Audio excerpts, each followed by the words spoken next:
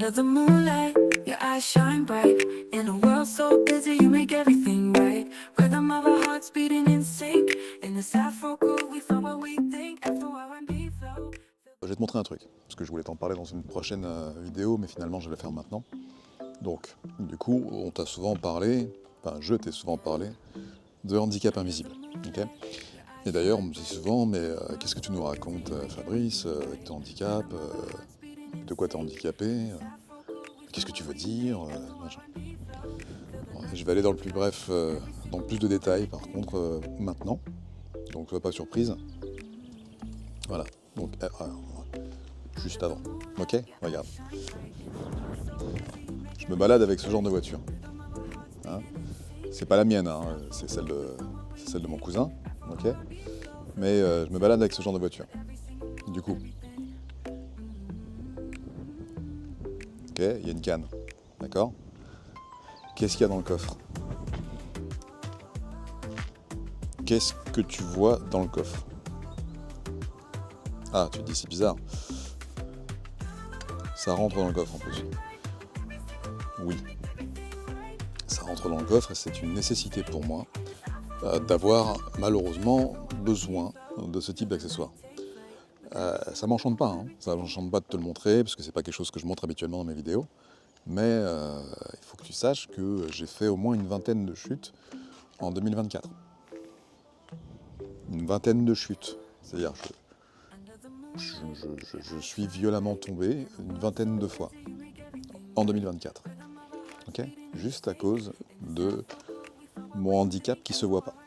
Donc c'est pour ça que, en l'occurrence, j'aurais voulu faire appel à une société pour pouvoir obtenir une collaboration avec eux pour pouvoir obtenir un exosquelette, pour essayer un exosquelette qui me permettrait d'avoir à moins utiliser ce type de choses, pour pouvoir avoir plutôt accès à un exosquelette qui sera plus facile à transporter, à mettre sur moi. Et, voilà.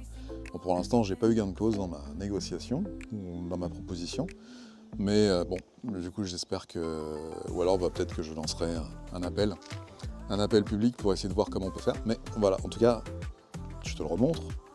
Oui, je suis en situation de handicap et oui, j'ai besoin de ce type d'accessoires malgré les apparences.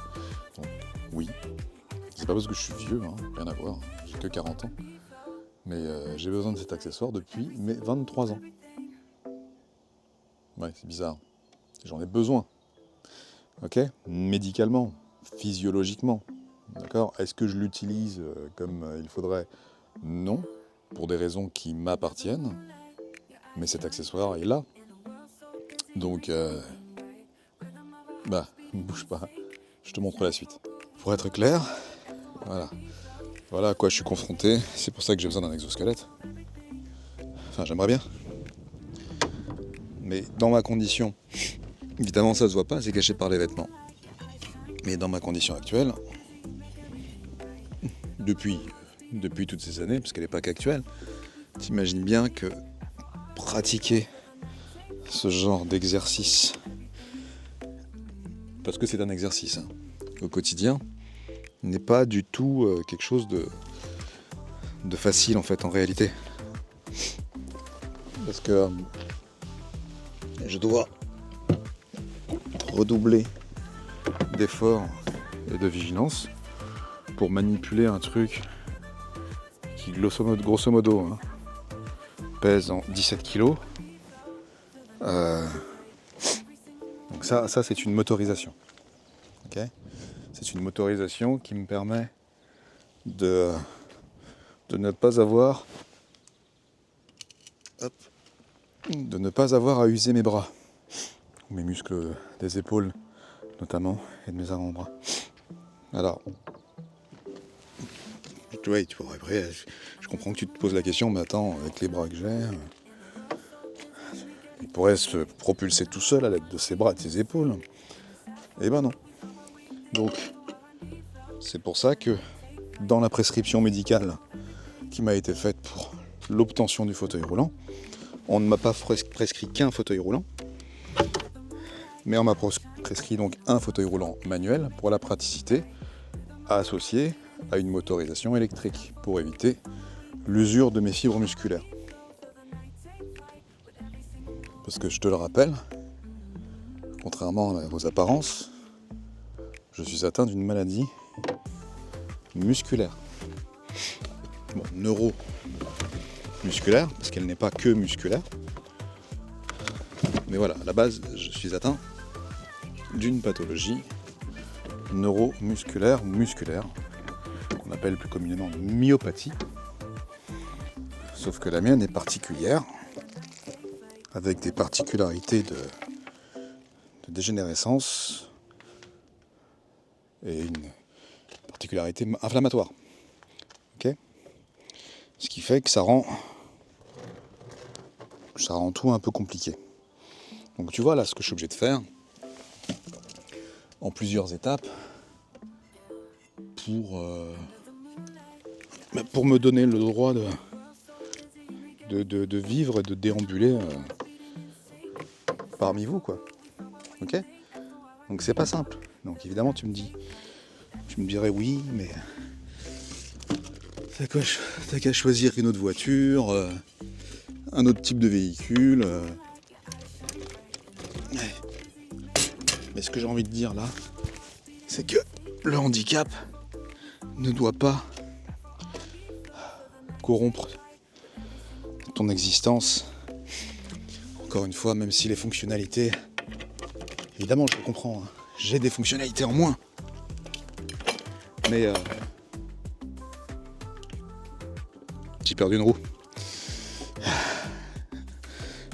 Mais même avec des fonctionnalités en moins, j'ai pas envie de me résigner, tu comprends ? Et c'est là-dessus que, malheureusement, la médecine occidentale ne m'a pas aidé.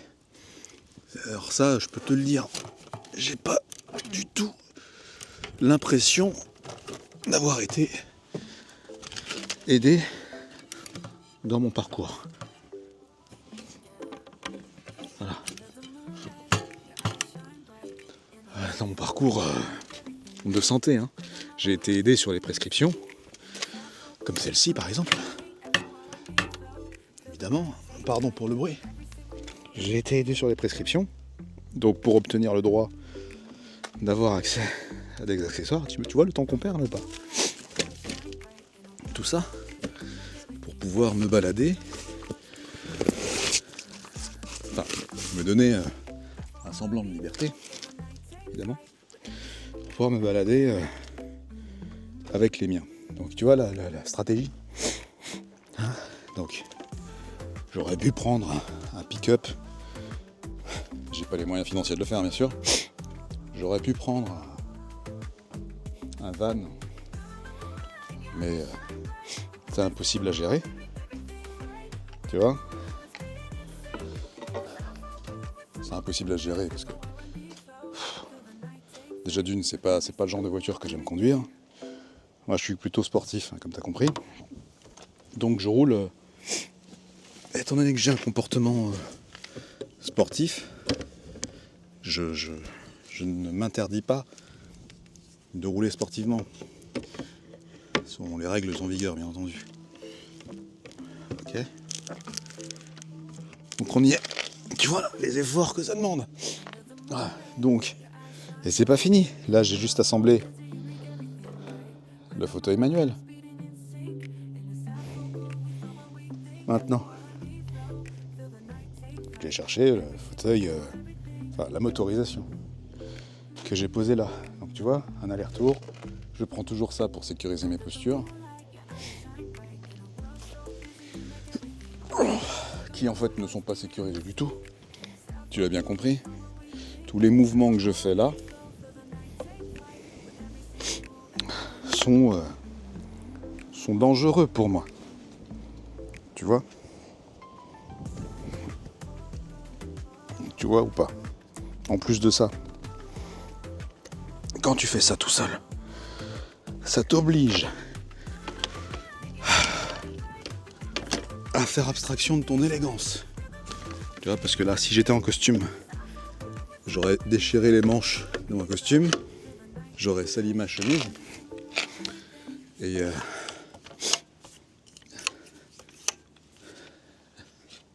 ça m'aurait gonflé, tout simplement. Donc là, je fais attention, tu vois, à pas me salir. Mais du coup, ça t'empêche d'être toi. Le handicap te limite, hein, à la fois dans la partie de ce que ça te retire, hein, évidemment, dans les contextes dans lesquels tu subis cette altération de la capacité d'agir, et à la fois dans la version de toi-même que tu aimerais être au quotidien. Allez, je vais chercher la batterie maintenant. Donc voilà à quoi ça ressemble une fois assemblé avec la motorisation et la batterie associée. Évidemment, celui-ci est en renouvellement, enfin j'attends de pouvoir le renouveler, c'est en cours. Du coup voilà, donc tout ça pour te dire que tout ceci tenait là-dedans. Ouais. Donc là, bah écoute, je vais t'emmener avec moi. Je sais pas comment te dire ça autrement. Je vais t'emmener avec moi pour t'expliquer un petit peu mieux ce qu'il en est.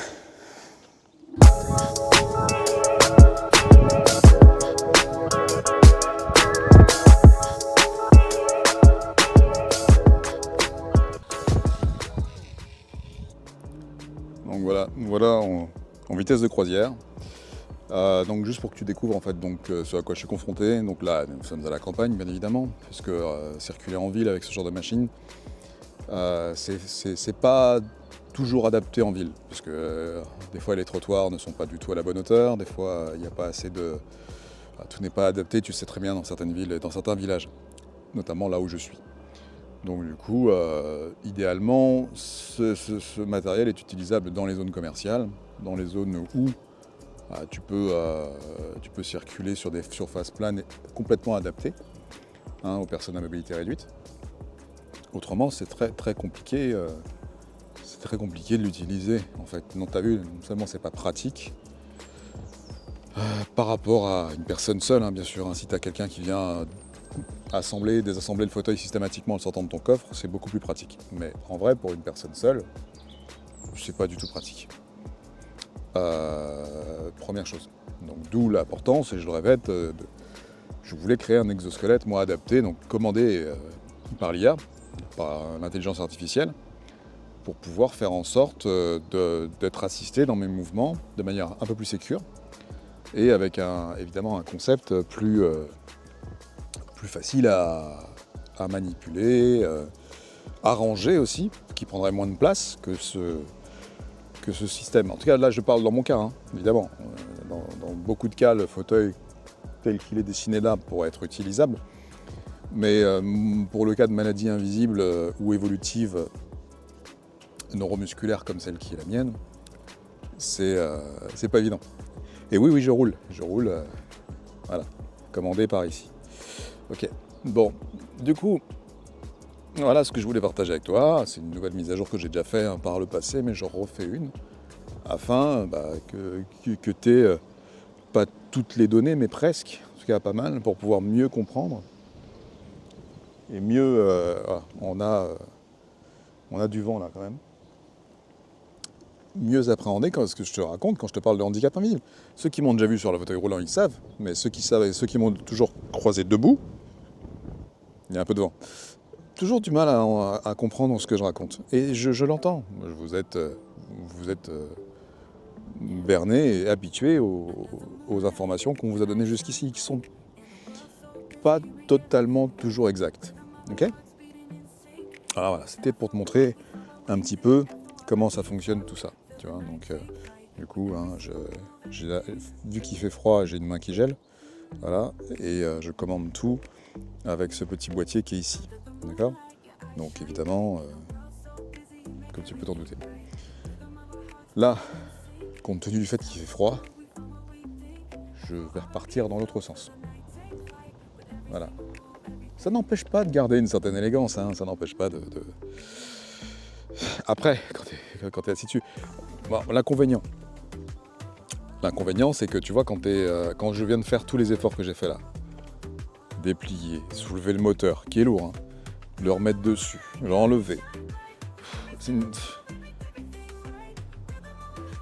En fait, ta journée, enfin une journée, comme pour moi, je parle pour moi toujours, va être très rythmée par les efforts, supplémentaires que je fais. Et si je fais des efforts en plus, en trop, bah forcément, ça va limiter mes interactions futures avec les gens, avec l'environnement.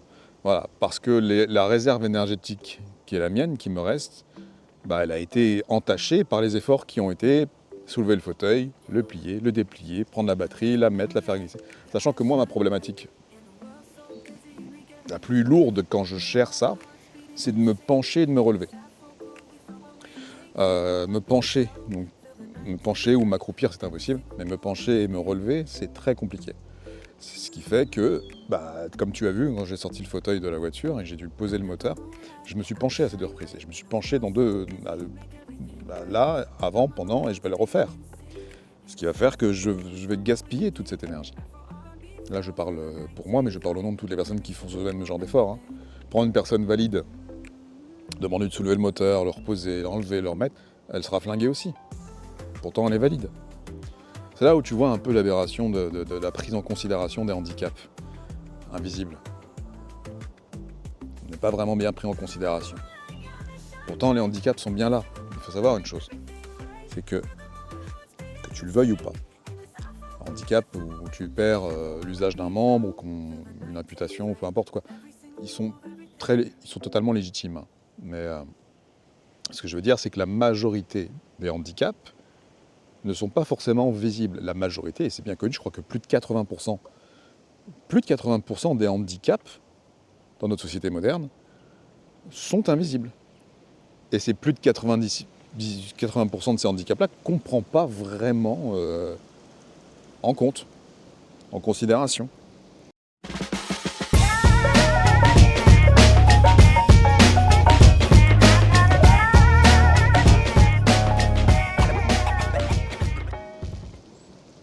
C'est un peu comme tout, en fait, tu vois, c'est toujours l'histoire du 80-20. On va s'occuper... alors, il y a des fois où ça a du sens, parce que ça a du sens, mais il y a des fois où ça en a beaucoup moins, comme par exemple s'occuper... il y a des choses pour lesquelles on accorde une importance capitale, ou 80% d'importance, alors que ça n'en vaut pas la peine. Et il y a des choses pour lesquelles ça nécessiterait vraiment qu'on se penche dessus, ce serait vraiment utile, et on ne le fait pas. Il y a cette fameuse loi de Pareto, là, qui permet de mieux agir dans ce sens-là. Tiens, attends, je te montre la vue. Hop, voilà, je te montre ça. Donc, petit plaisir de l'environnement dans lequel on peut vivre encore, quand on n'est pas trop surchargé de mauvaises pensées, hein, qu'on ne se laisse pas trop corrompre l'esprit et qu'on peut en profiter. Ben voilà. Je ne sais pas si tu vois au loin, mais c'est la vilaine. Elle n'est pas si vilaine que ça. Hein. Mais c'est la vilaine. Ok ? Donc nous allons retourner ici. Mais tu vois là, le petit bolide rouge, qui n'est pas à moi, eh ben, je vais devoir remettre tous les éléments dans ce coffre, dans cette petite voiture. Voilà. Donc, allez, je te montre la suite. Oh. Voilà, comme une chose n'arrive jamais seule, hein. Je vous avais promis quelque chose. Enfin, promis. Vous avez bien compris, c'est pas tant une promesse que ça, c'est juste être transparent avec vous, puisque vous êtes nombreux à me poser des questions, parfois sans grand raisonnement, sans grand fond, c'est pas simple. Hein. Du coup, une chose en entraînant une autre, il va falloir que vous sachiez à qui vous avez affaire en vrai. Vous le savez déjà.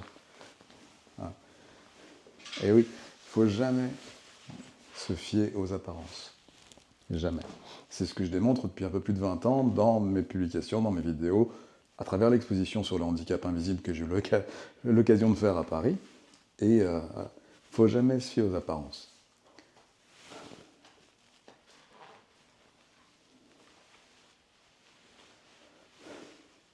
Jamais.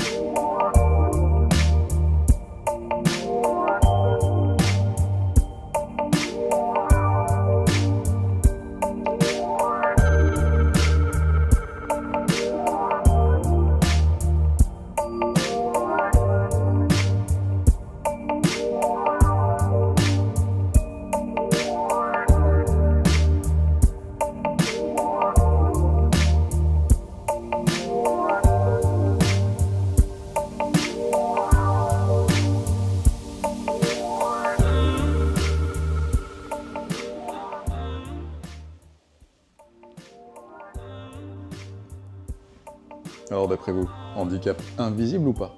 Je suis censé devoir marcher avec ça, sans exosquelette?